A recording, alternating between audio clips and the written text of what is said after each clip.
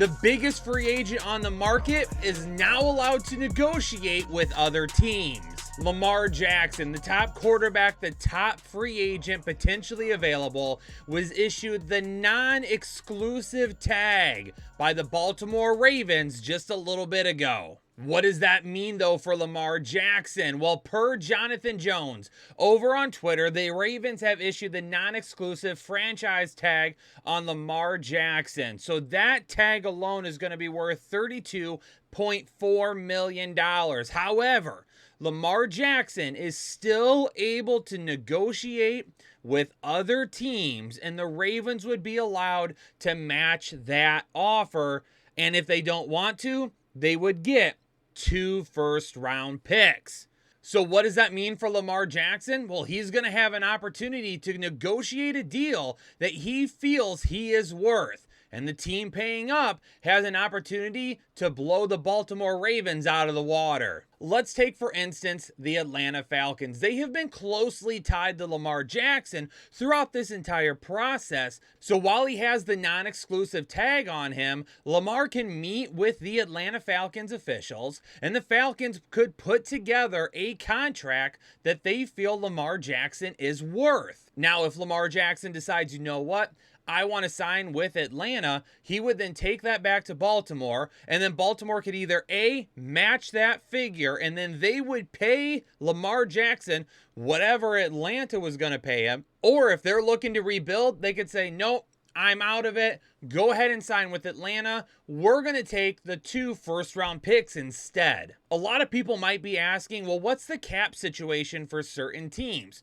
For me, the cap situation in the NFL is fictitious. It just doesn't exist. Teams find a way to get in and out of the cap every single year. So even if a team backs up the Brinks truck for Lamar Jackson, they'll find a way to get under the cap, whether a lot is put out in a signing bonus, whether it's deferred over multiple years, whether they front load it this year and then give him less money in the years to come. The biggest thing will be, does a team give Lamar Jackson a fully guaranteed contract? My best guess is yes. There is going to be a team out there that is going to give up and say, hey, if we sign him, we'll give up the 2 first-round picks and we'll pay him.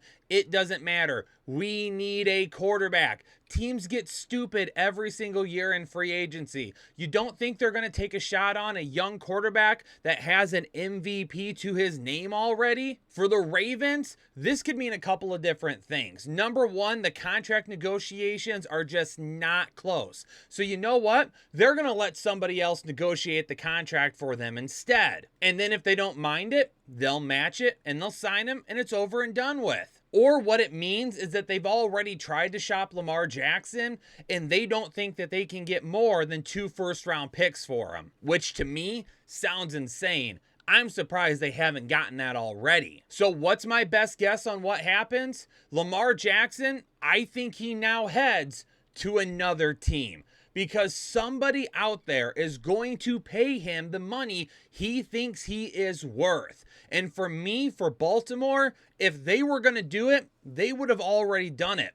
I think Lamar Jackson's time in Baltimore is officially over. The teams that I don't see taking a jump at Lamar Jackson are the top teams. The Houston Texans being one of them, Indianapolis, Seattle, teams within the top portion of the draft that are going to be able to use a pick on one of these top 4 quarterbacks in the draft. A team like Atlanta, Tampa Bay, Tennessee. You could even look at a team like the New York Giants, who are getting ready to have to pay Daniel Jones a crap load of money, as somebody that might say, hey, we've got some picks that, we hope are lower first-round picks. Let's back up the truck and see if we can bring them in. Maybe that team ends up being the New York Jets. The New York Jets right now have a lot of young players. This is a roster that they have rebuilt over the last couple of years. I know that Aaron Rodgers was kind of their first pick, but now knowing that they could negotiate with Lamar Jackson, and Aaron Rodgers still has not made a decision on his playing future,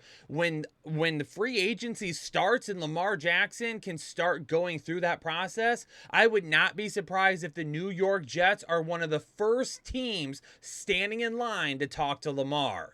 Yo, leave me a comment down below. Who do you think is going to be signing Lamar Jackson? Do you think he sticks in Baltimore, or do you think he goes somewhere else? Hit that like button for me on the way out. Subscribe to the channel if you are new here. Stay safe and healthy, and I'll catch you all on the next episode of the Fantasy Headliners.